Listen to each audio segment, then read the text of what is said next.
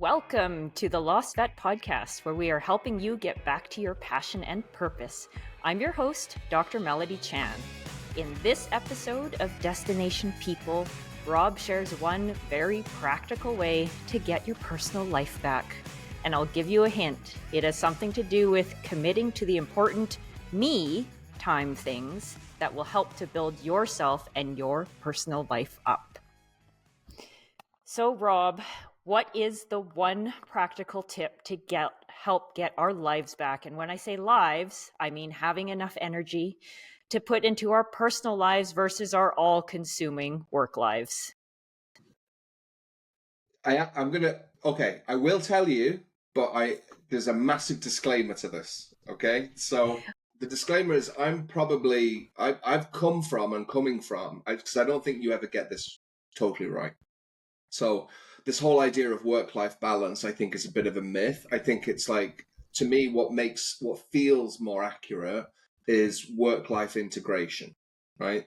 And I think it's more about blending your approach rather than having this because wherever you are, you're always in the wrong place, right? If you're working, then you should be at home, and if you're at home, you should be at work, and if you're at work, you should be exercising. If you're exercising, you should be catching up on you're always in the wrong place, right? So I'm saying this with a massive disclaimer because I haven't cracked it. I don't think I ever will, but I think some of the little disciplines that I have help, and I think they keep me focused and keep me on the right track. So a while ago, I was talking to one of my clients, and he said something to me which really caught my attention. He said, "Oh, if I've got work to do, I just put it into the diary." And I mean, that doesn't sound like such a breakthrough moment, but I think what I realized was that I was putting my calls into my diary, but I wasn't, or my meetings, but I wasn't actually putting the work into the diary. So, if I had to prep something or whatever. So I started thinking, well, that makes sense. I'll block time in my calendar to work on a proposal or to get a tender done or whatever it might be. So I started doing that, and that worked. And then I was talking to a different person, and they were talking about how they run a part-time business. So they've got a full-time job during the day, and there's a great book called Working 5 to 9, and it talks about this kind of setup. And she was talking about how she always prioritizes family time first as a negotiating technique with her family.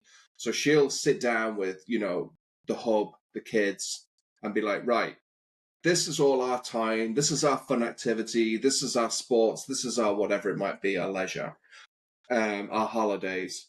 And then whatever's left is for me and my work.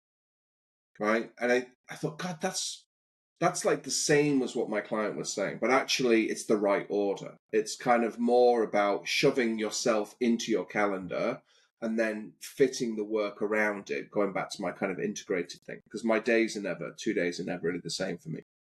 So what I do now every day is I have like fixed settings in my calendar. So I always do the school run in the morning when I'm in the country, which is probably about 80% of the time.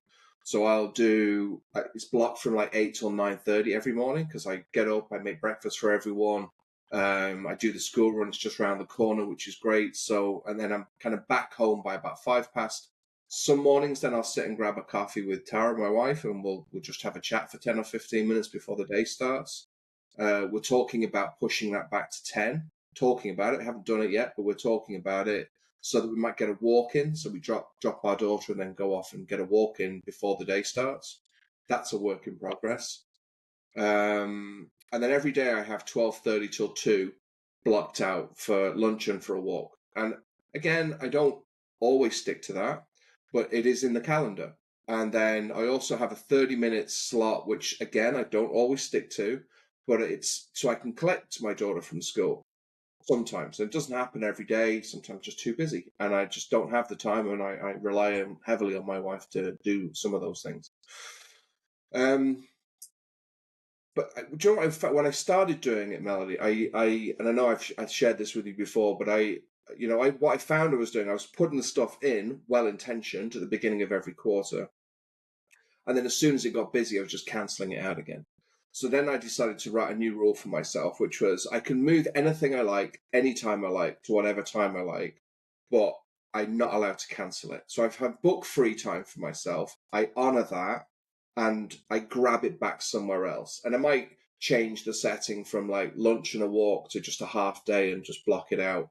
But I found that's been quite liberating in a way. And look, again, full disclaimer: if you spoke to my family, they'd still all say I work too much. I don't think, I love my work. I'm very fortunate. I enjoy it.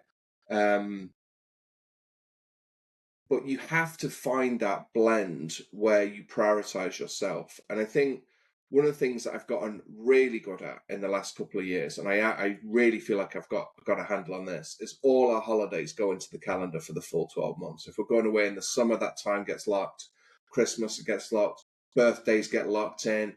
Father's Days, Mother's Days, any of those critical events where you're like, oh my God, you're away or whatever, they don't get messed with anymore. And I was really bad at that. Really, really bad at that. I was constantly like overbooking things and then going, oh crap, I'm not going to be here for your birthday, or I'm not going to be. And it was the pits, to be honest, for everyone. So I've become really good at that pre-scheduling, locking that stuff in. Like last summer, 2 summers ago, it was a mess. Even just 2 summers ago, we were going to stay in Ireland, and I had to book a hotel room for 2 days in the middle of our holiday just to cope with the volume of calls and all this kind of nonsense. Years ago, I'd fly back from our holidays in Spain or Portugal in the middle of our holiday week just to do a day's work, because I was just obsessed with it. Crazy stuff. So, like last year, even 2 summers ago, I was like, this is not right. I should be off now. I need to rest. I'm really tired. So, like last summer, I booked a 2 week block and then two individual 1 week blocks. And apart from maybe a phone call or two, those times were respected and protected.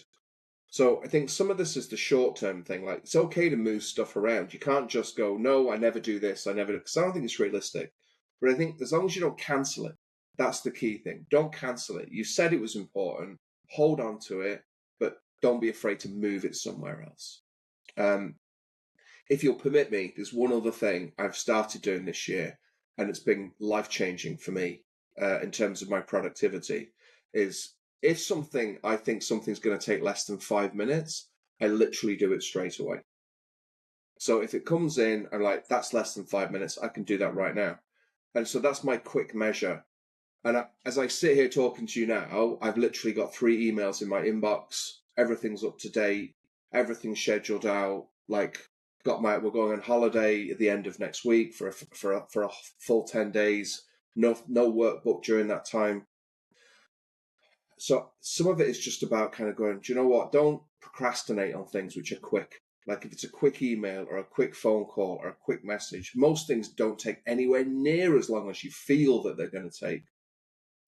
And I know we've all experienced that, haven't we? When we sort of sit down and we go, oh my God, that took 5 minutes. So I have to say, just as an addition to your original question, that's been game changing for me, because my inbox and my list of things to do was full of 5 minute jobs. And it felt like a lot of work. But actually, if you just do it when it comes in, it's actually really quite empowering. It's quite empowering. Definitely two amazing tips there. Just to hop back to the moving but not canceling the personal time items. I know there are sometimes my personality, but those in the veterinary world too. So you've put these things in your diary, and the day-to-day things, right? Like whether it was, okay, lunch break for 45 minutes. It may be go outside for a 20-minute walk, and they don't happen. And then you're already in this state of overwhelm and you're like, see, it's just one more thing that I just can't do or I can't do properly or I can't execute. Any coach up advice for that sort of mindset, or that person who's trying to schedule these things in, or they've put them in, but it's getting overrun by other people saying, oh, but Mrs. Smith or Mr. Jones has just walked in with Fluffy and they need to see someone now. Well, some of it, I think, okay, there's two things which are popping into my mind when you ask that question. Okay, so the first thing is about your physical proximity to the problem, right? So if you're trying to protect your time, so say you go, right, every day I'm going to have an hour for lunch, but then you stay in the business where you're working and have your lunch there, I don't think that's a good strategy, right? I think if you're going to have lunch, go and have lunch, leave the building, turn your phone off, be away for lunch. And if your staff or your team can't cope for 1 hour, that's not the problem. That's a symptom of the problem. The problem is something else, right? The problem is a lack of autonomy. The problem is they're not trained well enough. The problem is we don't give them enough opportunity to fail or make mistakes. There's any number of different ways you could diagnose that. But if you're close to the problem physically, then don't expect it to go away, right? It's like people with their open door policy. It's like, no, sometimes you need a closed door policy. Sometimes you're busy and you need the door shut. So, like, I think some of it is self-inflicted in that regard. I think we leave ourselves too close, almost like, oh, I can't leave the building. So, yeah, you can. You definitely can, and you should. So there's that piece. I'm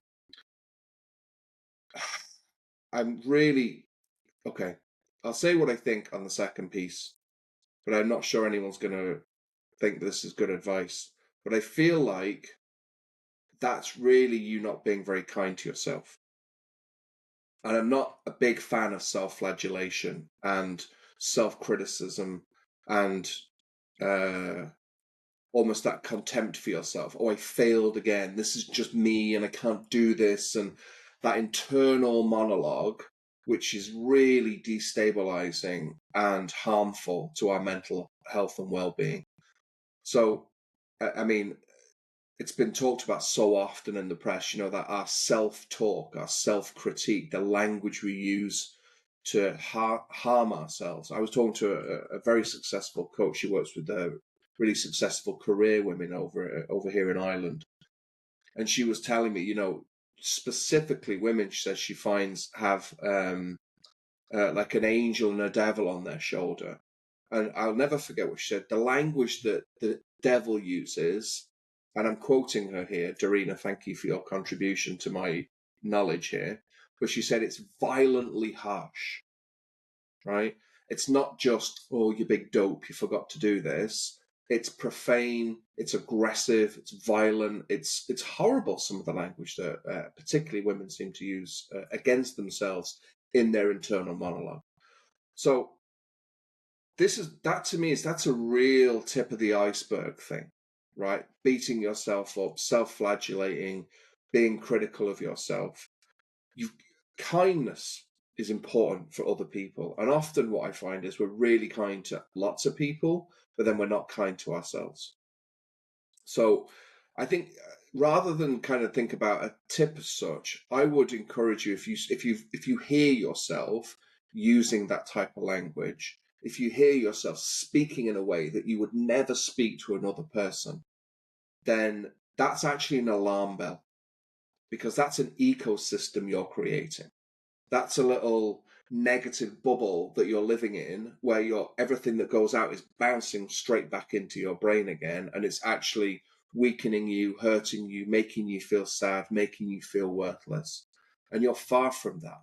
Okay, every one of us on this planet has value and worth, and it really upsets me to hear when people are so horrible to themselves. And I know I do it. I'm certainly not preaching from the pulpit. I do it all the time. I have a mental tick. When I make a mistake, I don't know where it came from, but it's there. I immediately say in my mind, "You idiot," right? I call myself an idiot all the time, probably 5 times a day. Call myself an idiot, but I'm aware of it, and I'm trying to. It used to probably be 10 times a day, and it probably used to be 20 times a day. And just even acknowledging and being aware that it's just about the worst thing you can do for yourself, more than even lack of exercise or whatever. If you are on the regular beating yourself up about failing or not succeeding or not following a protocol that you set, like, please be kind to yourself. They're your rules. You can break them because you set them. It's not the law, it's your rule. So if you, it's like with the moving but don't cancelling. It's your rule. So please don't be hard on yourself if you break a rule that you set. Just set it again or set a different one. But please be kind to yourself while you're doing it.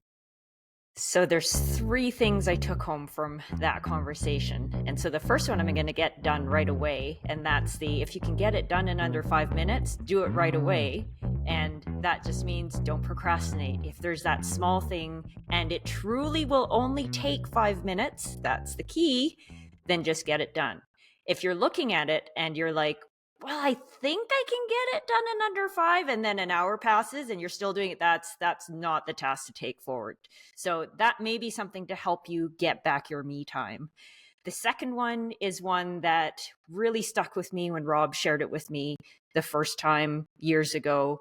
It's thinking about your family time, your personal time that is really important to you. And this may be vacation time.